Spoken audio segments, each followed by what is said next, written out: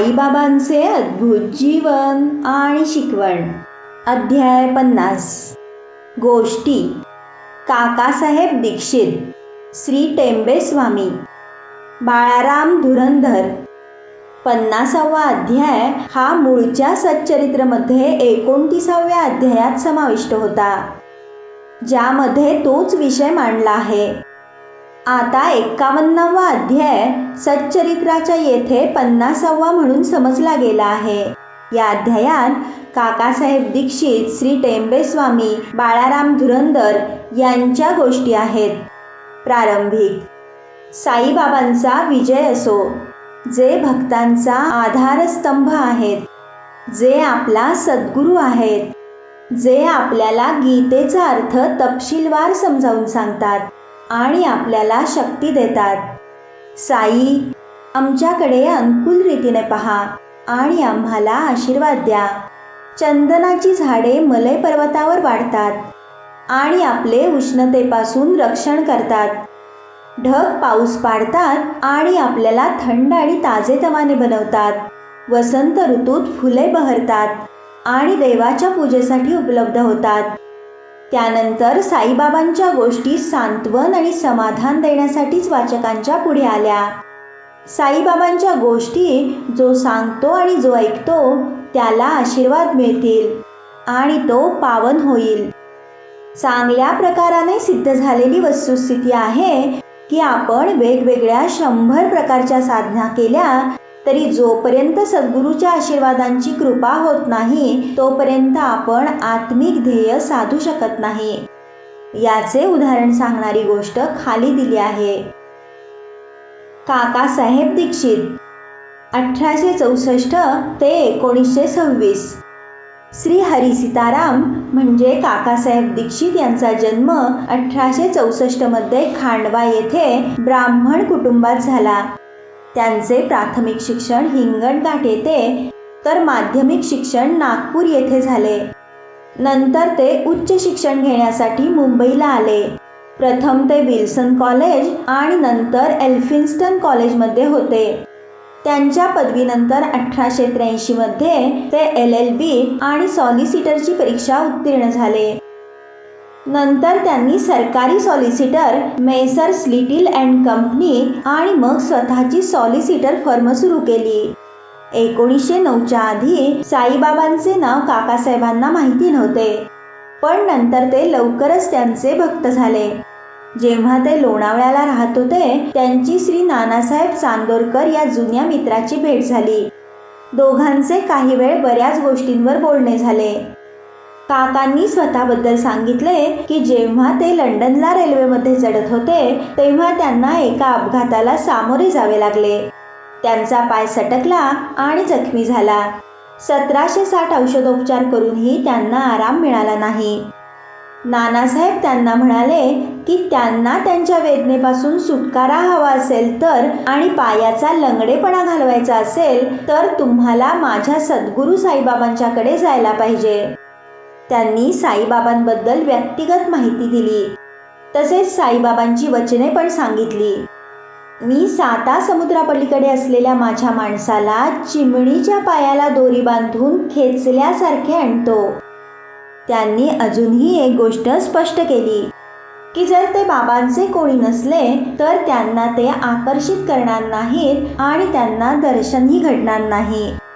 काही काळानंतर काकासाहेब अहमदनगरला गेले आणि तेथे ते सरदार काकासाहेब मिरीकरांच्या येथे मुंबई कायदेमंडळ नगर परिषदेमध्ये मजबूत मते मिळवण्याच्या दृष्टीने राहिले.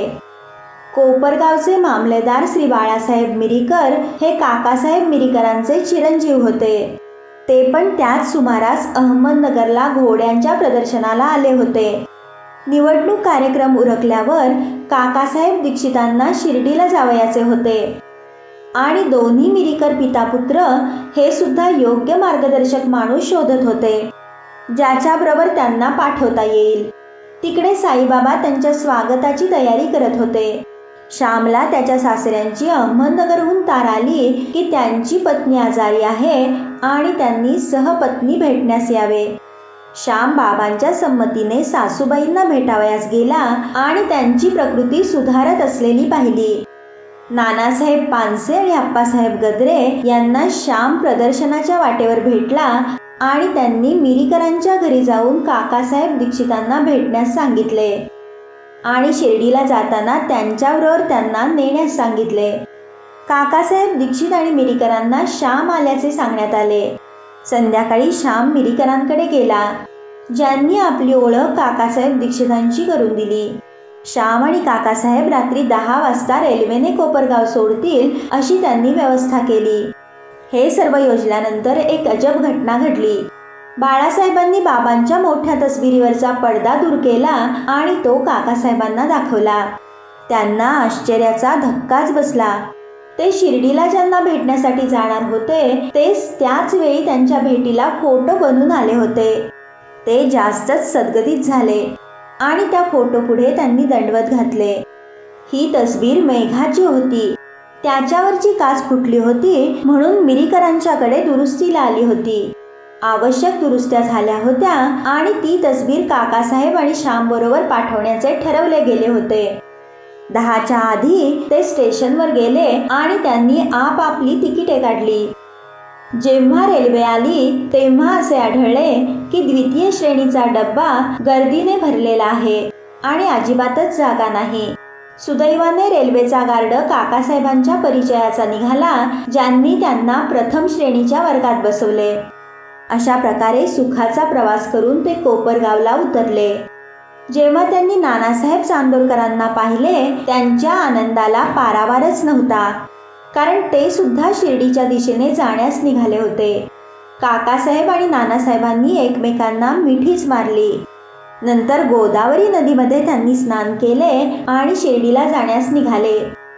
शिर्डीला पोहोचल्यावर आणि बाबांचे दर्शन घेतल्यावर काकासाहेबांचे मन द्रवले, त्यांचे डोळे पाणावले आणि त्यांना अत्यानंद झाला. बाबा त्यांना म्हणाले की तेही त्यांची वाट पाहत होते आणि श्यामला पुढे त्यांना घेण्यासाठीच पाठवले. काकासाहेबांनी बरीच वर्षे बाबांच्या सहवासात आनंदात घालवली. शिर्डीला त्यांनी वाडा बांधला, जे जवळजवळ त्यांचे कायमचे घर झाले. त्यांना बाबांकडून मिळालेले अनुभव हे इतके विविध आहेत की ते येथे सर्व सांगणे शक्य नाही. वाचकांना असा सल्ला आहे की त्यांनी विशेष काकासाहेब दीक्षित श्री साई लीला मासिकात खंड 12 अनुक्रम 6 ते 9 वाचावे.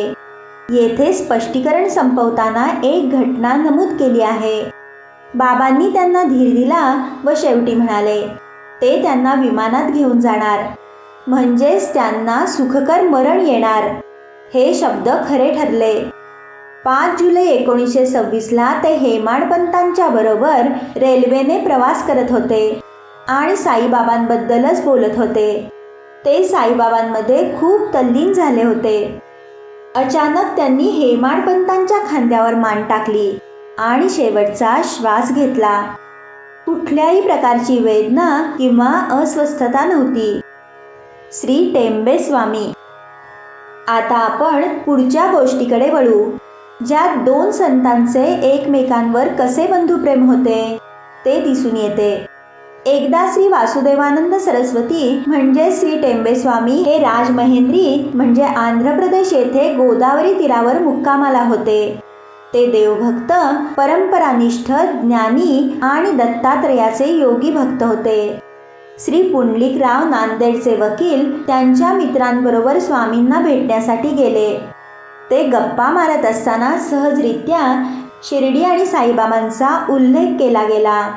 बाबांचे नाव ऐकल्यावर स्वामींनी श्रद्धापूर्वक हात जोडले आणि पुंडलिकरावांना हातात नारळ देत म्हणाले, हा नारळ माझ्या भावाला साईला द्या आणि माझा प्रणाम सांगा आणि विनंती करा साईला की मला विसरू नकोस आणि अखंड प्रेम कर. ते पुढे म्हणाले की मी सामान्यतः कोणाही पुढे वाकत नाही. तो या बाबतीत अपवाद आहे. श्री पुंडलिकरावांनी तो नारळ आणि निरोप बाबांना देण्यासाठी स्वीकारले. स्वामींनी बाबांना भाऊ म्हणणे खरे म्हणजे बरोबर होते, कारण त्यांच्या सनातनी विचारांप्रमाणे ते अहोरात्र अग्निहोत्र ठेवत, म्हणजे पवित्र अग्नी. बाबा सुद्धा अहोरात्र धुनी मशिदीत ठेवत. एका महिन्यानंतर पुंडलिकराव आणि इतर नारळ घेऊन शिर्डीसाठी निघाले आणि मनमाडला पोहोचले. त्यांना तहान लागली म्हणून ओढ्यावर पाणी पिण्यासाठी गेले.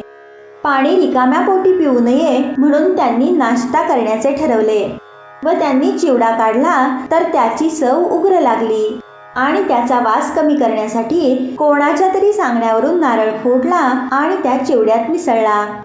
त्यामुळे चिवडा चविष्ट आणि खाण्यालायक झाला. दुर्दैवाने तो नारळ तोच निघाला जो विश्वासाने पुंडलिकरावांना दिला होता. ते जसे शिर्डीच्या जवळ आले, पुंडलिकरावांना त्या गोष्टीची आठवण झाली. त्यांना बाबांना देण्यासाठी नारळ दिला होता व तो त्यांनी फोडला आणि वापरला होता. ते शिर्डीला आले आणि त्यांनी बाबांचे दर्शन घेतले. बाबांना टेंबे स्वामींकडून आणलेल्या नारळाबद्दल बिनतारी संदेशाने निरोप मिळाला. त्यांनी पुंडलिकरावांकडे प्रथम त्यांच्या भावाने पाठवलेल्या गोष्टीची मागणी केली. पुंडलिकरावांनी बाबांचे पाय धरले आणि त्यांची चूक आणि निष्काळजीपणा कबूल केला. त्याचा त्यांना पश्चाताप सुद्धा झाला आणि बाबांना त्यांना माफ करण्यासाठी विनंती केली. त्या नारळाच्या बदल्यात दुसरा देण्याचे कबूल सुद्धा केले. त्यावर बाबा म्हणाले, आता त्या गोष्टीची काळजी करू नका. ती बाब माझ्या इच्छेचा भाग होती. नारळ दिला गेला होता विश्वासाने आणि तो फोडला गेला. चांगले किंवा वाईट करताना मानसिक संतुलन ढळून देऊ नका. सर्व बाबतीत पूर्णतः स्वाभिमानहीन आणि अहंभाव रहित राहा. मग तुमची आत्मिक प्रगती वेगाने होईल. किती सुंदर आध्यात्मिक सूचना दिली बाबांनी. बाळाराम धुरंदर 1878 ते 1925. श्री बाळाराम धुरंदर हे सांताक्रूज मुंबई येथील पाठारे प्रभू समाजाचे होते. ते मुंबई हायकोर्ट येथे वकील होते आणि काही काळ सरकारी विधी कॉलेजात प्राचार्य होते. संपूर्ण धुरंदर कुटुंब धर्मनिष्ठ आणि धर्मशील होते. श्री बाळाराम त्यांच्या समाजाची सेवा करीत, लिखाण करत आणि ते प्रकाशित करीत. नंतर त्यांनी आपले लक्ष आध्यात्मिक आणि धार्मिक गोष्टींकडे वळवले. त्यांनी गीतेचा काळजीपूर्वक अभ्यास केला आणि त्याचबरोबर ज्ञानेश्वरी आणि इतर तत्वज्ञान विषयक आणि तत्वमीमांसा याबद्दल वाचले. ते पंढरपूरच्या विठोबाचे भक्त होते. ते 1912 साली साईबाबांच्या संपर्कात आले. 6 महिन्याआधी त्यांचे बंधू बाबूलालजी आणि वामनराव शिर्डीला आले आणि त्यांनी बाबांचे दर्शन घेतले. त्यांनी घरी गेल्यावर बाळाराम आणि इतरांना शिर्डीचे छान अनुभव सांगितले. नंतर सर्वांनी बाबांचे दर्शन घेण्याचे ठरवले. शिर्डीला येण्यापूर्वी बाबांनी उघडपणे सांगितले की आज माझ्या दरबारातील बरीच मंडळी येणार आहेत. दुसऱ्यांकडून हा शेर ऐकल्यावर धुरंदर बंधूंना आश्चर्य वाटले, कारण त्यांनी त्यांच्या यात्रेची पूर्वसूचना कोणालाही दिली नव्हती. सर्वांनी बाबांपुढे दंडवत घातले आणि त्यांच्याशी बोलत बसले. बाबा त्यांना म्हणाले, ज्यांचा मी आधी उल्लेख केला होता ती ही माझी दरबारी मंडळी आहेत. आणि धुरंदर बंधूंना म्हणाले, आपण गेली 60 जन्म एकत्र आहोत.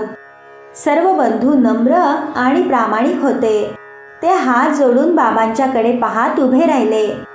अष्टसात्विक भाव चेहऱ्यावर होता, जसे डोळे पाण्याने भरणे, कंठ दाटून येणे इत्यादी.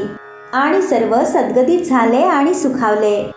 नंतर त्यांच्या निवासस्थानी गेले. जेवण करून आणि विश्रांती घेऊन परत मशिदीत आले. बाळाराम बाबांच्या जवळ बसून बाबांच्या चरणांचा मसाज करत होते. बाबा चिलीम ओढत होते. त्यांनी ती बाळारामला देऊ केली आणि ओढण्याचा इशारा केला. बाळारामाला चिलीम ओढण्याची सवय नव्हती, तरीही त्यांनी ती स्वीकारली आणि ती त्रास सहन करत ओढण्याचा प्रयत्न केला आणि नंतर श्रद्धापूर्वक परत केली. हा बाळारामच्या जीवनातला महत्त्वपूर्ण दिवस होता. ते अस्थम्याच्या आजाराने 6 वर्षे बेजार होते. त्या धुराने ते पूर्णतः बरे झाले व त्यांना परत कधीही त्रास झाला नाही. 6 वर्षानंतर एका विशिष्ट दिवशी त्यांना परत अस्थम्याचा आवेग आला. ही वेळ तंतोतंत बाबांनी घेतलेल्या महासमाधीचीच होती. तो दिवस गुरुवारचा होता आणि त्या रात्री धुरंधर बंधूंना चावडीची मिरवणूक पाहण्याचे भाग्य लाभले. चावडीवरील आरतीच्या कार्यक्रमावेळी बाबांच्या चेहऱ्यावर पांडुरंगाचे तेज दिसले आणि दुसऱ्या दिवशी सकाळी काकड आरतीच्या वेळी तेच घडले. पांडुरंगाची शोभा बाबांच्या चेहऱ्यावर आढळली. श्री बाळाराम धुरंधरांनी मराठीमध्ये संत तुकारामाच्या जीवनाबद्दल लिहिले, पण ते जेव्हा प्रकाशित झाले तेव्हा ते हयात नव्हते. ते 1928 मध्ये त्यांच्या बंधूंनी प्रकाशित केले. पुस्तकाच्या सुरुवातीला टीपेमध्ये बाळारामाच्या जीवनाबद्दल नमूद केले आहे. वरील बाळारामची भेट हे सर्व आख्यान त्याला बळकटी देते. पुस्तकाचे पान 6 अन्वये. श्री साईंना नमस्कार. सर्वांना शांती लाभो.